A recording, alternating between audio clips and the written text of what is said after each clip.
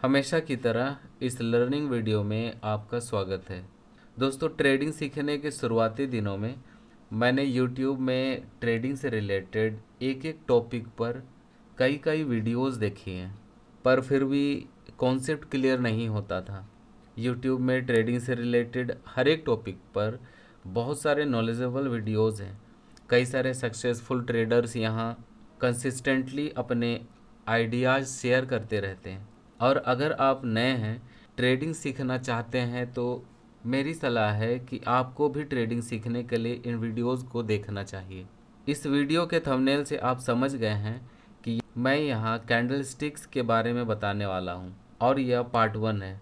और मुझे यकीन है कि इसे देखने के बाद कैंडलस्टिक्स से रिलेटेड आपका सारा डाउट क्लियर हो जाएगा। आपको आगे पूरी लाइफ में कैंडलस्टिक से रिलेटेड दूसरा वीडियो देखने की ज़रूरत नहीं पड़ेगी। असल में कैंडलस्टिक्स ट्रेडिंग टर्मिनल पर किसी पार्टिकुलर टाइम पीरियड में प्राइस को चार्ट में रीड करने का बेसिक बिल्डिंग ब्लॉक्स हैं, जिन्हें टेक्निकल एनालिसिस में यूज़ किया जाता है। चूँकि इन्हें जापान में डिस्कवर्ड किया गया था, इसलिए इन्हें जापानीज़ कैंडलस्टिक्स भी कहते हैं। अन्य चार्ट्स के कंपैरिजन में कैंडलस्टिक चार्ट ट्रेडिंग करने के लिए ज़्यादा एफिशिएंट और यूज़फुल डाटा प्रोवाइड करता है, चाहे किसी भी तरह का ट्रेडिंग हो, जैसे इंट्राडे, स्विंग या पोजिशनल ट्रेडिंग। कैंडलस्टिक पैटर्न से कंफर्मेशन लेने के लिए बहुत अच्छा होता है। स्टॉप लॉस प्लेस करने में भी यह हमें काफ़ी मदद करता है। इससे हम रिस्क रिवार्ड रेशियो को भी बहुत अच्छी तरह से मेज़र कर सकते हैं। यानी ट्रेडिंग में एंट्री लेने की बात हो या एग्ज़िट करने की, कैंडलस्टिक के साथ बहुत आसान हो जाता है।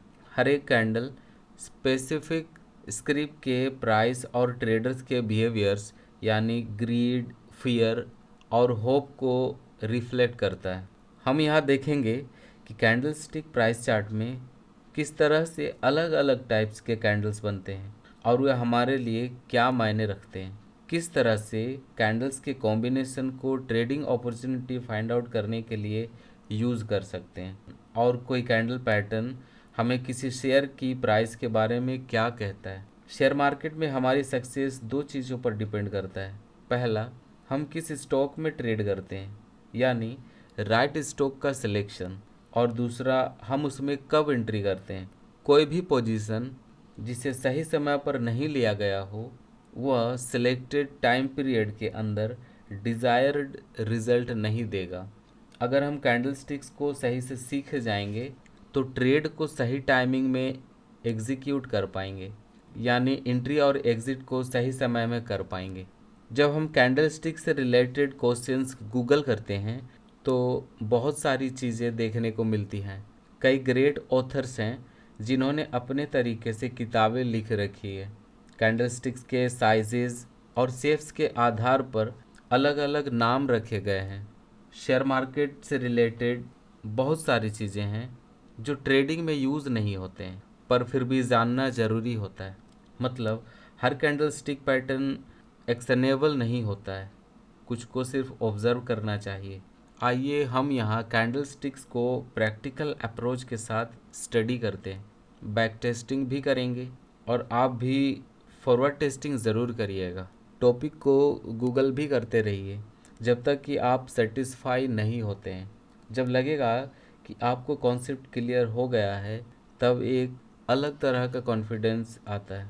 कैंडल स्टिक में 4 एलिमेंट होते हैं: ओपन, हाई, लो और क्लोज प्राइस। एक कैंडल किसी भी टाइम पीरियड का हो सकता है, एक दिन, 1 घंटा, 15 मिनट, 5 मिनट्स, या और भी छोटे या बड़े टाइम पीरियड्स के। अगर एक कैंडल ग्रीन कलर का है, मतलब एक पार्टिकुलर टाइम पीरियड में उसका क्लोजिंग प्राइस ओपनिंग प्राइस से ऊपर है, उसे हम बुलिश कैंडल कहते हैं।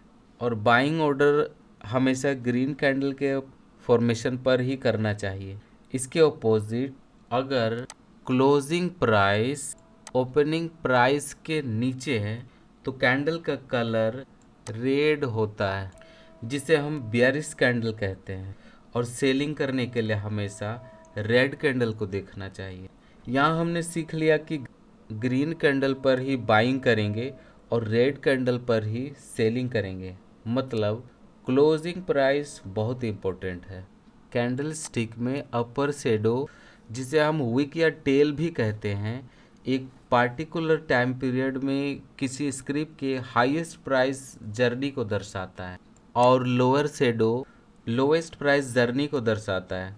कैंडल्स अलग अलग साइजेस और शेप्स के हो सकते हैं। कुछ कैंडल्स के बिग बॉडी हो सकते हैं, कुछ के स्मॉल बॉडी, लेकिन उनके टेल्स लंबे हो सकते हैं।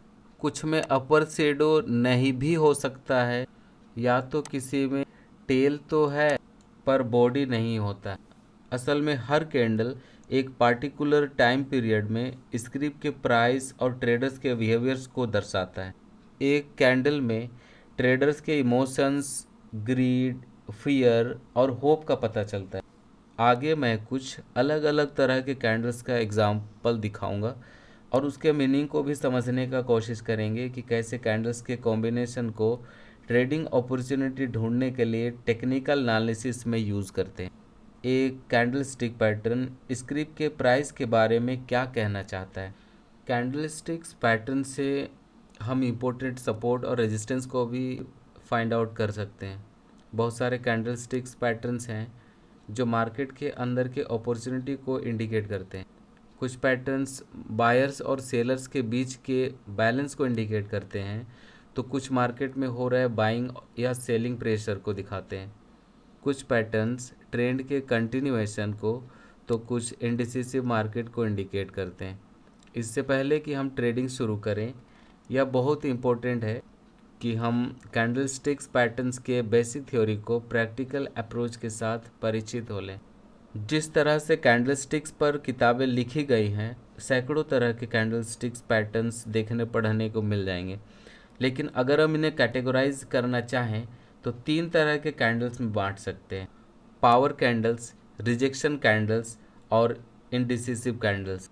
आगे पार्ट 2 में देखेंगे। Thanks for watching.